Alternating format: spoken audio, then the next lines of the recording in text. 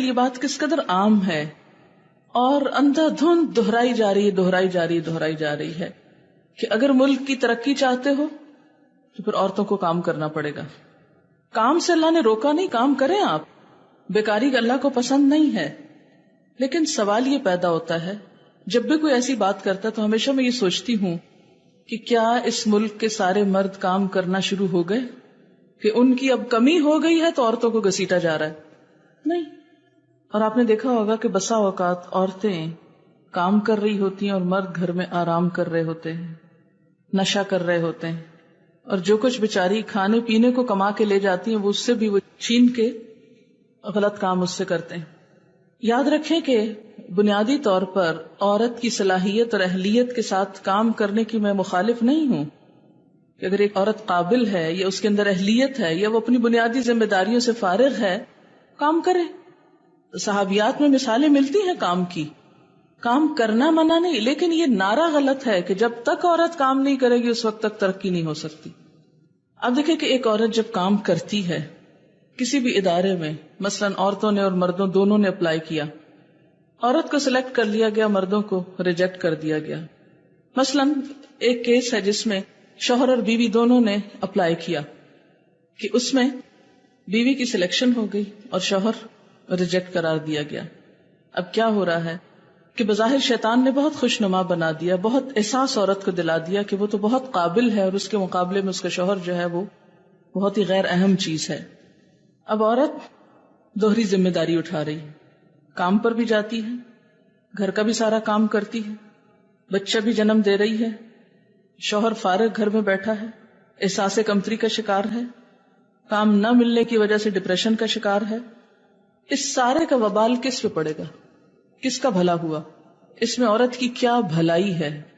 کچھ بھی نہیں. لیکن ہم خوش ہیں. یہ بالکل ایگزیکٹ یہ بات مجھے اس وقت سمجھ آئی کہ جب میرے سامنے ایک کیس آیا. ایک خاتون تھی بہت پڑھی لکھی، شوہر ان کا اتنا پڑھا لکھا نہیں تھا، ہائیلی ایجوکیٹڈ اور بہت اچھے عہدے پہ فائز. تو ایک دن انہوں نے ملنے کے لیے ٹائم لیا تو انہوں نے اپنا مسئلہ بتایا اور آنسوؤں سے رو رہی تھی کہ میں کام بھی کر کے آتی ہوں، گھر بھی چلاتی ہوں، بچے بھی پیدا کر رہی ہوں، سب کچھ میرے ذمے پہ پڑ گیا ہے اور شوہر میرے کے پاس جاب نہیں ہے، لہذا اس کی ضرورت پوری نہیں کر سکتی، اس سے جھڑکیاں کھاتی ہوں، اسے جو احساس کمتری لگ گیا ہے اس کا وبال اور نزلہ بھی سب مجھ پہ گر رہا ہے. عورت اندر باہر دونوں طرف سے خوب پس رہی ہے. کہتی کہ کام چھوڑتی ہوں تو بچوں کو کون کھلائے، شوہر کے لیے کام ہے نہیں کوئی، مجھے بتائیں کہ میں کس طرح سانس لوں. اب دیکھیں نا، سب کچھ ایک کے اوپر پڑ گیا نا، اور جو دوسرے کو نہیں کام ملا اس کا بھی وبال اس پہ اور پڑ گیا، ایک اور مصیبت بھی. یہ کون سی آزادی ہے عورت کے لیے؟ یہ آزادی نہیں ہے، یہ عورت کے اوپر ظلم ہے، ظلم. اگر واقعی گھروں کا سکون چاہتے ہیں اور معاشرے میں خوشحالی چاہتے ہیں تو پہلے سب مردوں کو بھرتی کر لیں، اور جب وہ کم پڑ جائیں تو پھر اس کے بعد عورتوں کو بھی لے آئیں، کوئی حرج نہیں. لیکن ایک اوپن کمپٹیشن میں، اب مثلا میڈیکل کالجز میں کیا ہو رہا تھا کچھ سالوں سے کہ لڑکیاں محنتی ہوتی، اس میں کوئی شک نہیں، اکثریت سیٹیں اوپن میرٹ میں لڑکیاں لے جا رہی، لیکن رزلٹ کیا آ رہا ہے کہ میڈیکل کرنے کے باوجود بھی ایک بڑی تعداد پریکٹس نہیں کر رہی. کئی سالوں کی محنت بھی ضائع، حکومت کا پیسہ بھی ضائع، اور بے شمار علاقے ایسے کہ جہاں ڈاکٹرز نہیں. ہمارے اکثریت دیہاتی علاقوں میں ڈاکٹرز ہیں ہی نہیں. اب اگر جبرن ڈاکٹرز کو بھیجا جاتا ہے کہ جائیں کسی گاؤں میں رہیں، کسی ایسی آبادی میں رہیں، تو اس سے آپ دیکھیں کہ پھر عورت کتنی متاثر ہوتی. اگر اس کا شوہر ساتھ نہیں ہے اور اسے کسی گاؤں میں پوسٹ کر دیا گیا ہے، اس کے بچوں کی تعلیم، اس کی اپنی صحت، اس کی باقی ضروریات، ان سب کا کیا ہوگا؟ تو جب ہم نے فطرت کے اصول میں مداخلت کی، یہ فطرت کا اصول توڑا نا ہم نے، شیطان نے توڑوایا یہ خوبصورت خیال دلا کے. شیطان کا اصل کام پتہ کیا؟ کہ فَلَيُغَيِّرُنَّ خَلْقَ اللَّهِ، اللہ کی ساخت کو بدلیں گے. اللہ نے جس کو جس کام کے لیے پیدا کیا اس سے وہ چھڑوا کے کوئی اور کام لیں گے. اب آپ دیکھیں، عورت بیچاری تو مرد کا ہر کام کرتی ہے، لیکن مرد عورت کی ذمہ داری نہیں بانٹتا. وہ نہ بچے پیدا کرتا ہے.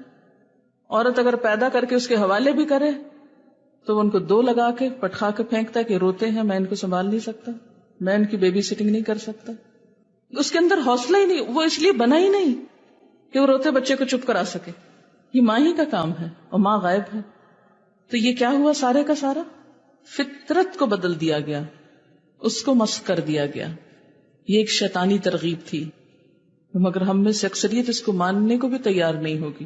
نہ مانے. اچھا، شیطان کا طریقہ کار دلہما بغرور، دھوکے سے پھسلانا، آہستہ آہستہ ایک چیز کی طرف لانا، غیر محسوس طریقے سے موڑ دینا، اور مسلسل کوشش کے ساتھ. یہاں میں اب چند باتیں یہ کروں گی کہ فدلہما بغرور کس طرح ہوا، بہکایا کس طرح شیطان نے.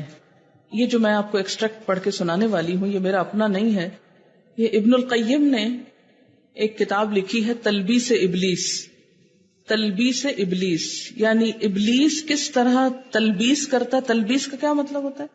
شبہ میں ڈالتا ہے، وسوسے کیسے ڈالتا ہے، غلط کام کیسے کراتا ہے. اس کے سٹیپس انہوں نے بیان کیے اور بڑے ہی زبردست ہیں. ہر سٹیپ کے ساتھ ہم ذرا اپنے آپ کو جج کریں. یہ کتاب اردو میں بھی ترجمہ ہو چکا ہے، اگر کوئی پڑھنا چاہے تو بہت زبردست کتاب ہے. اس کا خلاصہ ہے ایک باب کا، ابلیس کس طرح انسان کو وسوسہ دیتا ہے، کس طرح اس کو پھسلاتا ہے، کس طرح دھوکے کے ساتھ اپنے ڈھب پہ لے جاتا ہے. سب سے پہلی کوشش اس کی یہ ہوتی ہے کہ انسان شرک یا کفر میں مبتلا ہو جائے، کیونکہ یہ اس کے لیے سب سے آسان راستہ ہے. اگر انسان اس میں مبتلا ہو گیا تو کیا ہوگا؟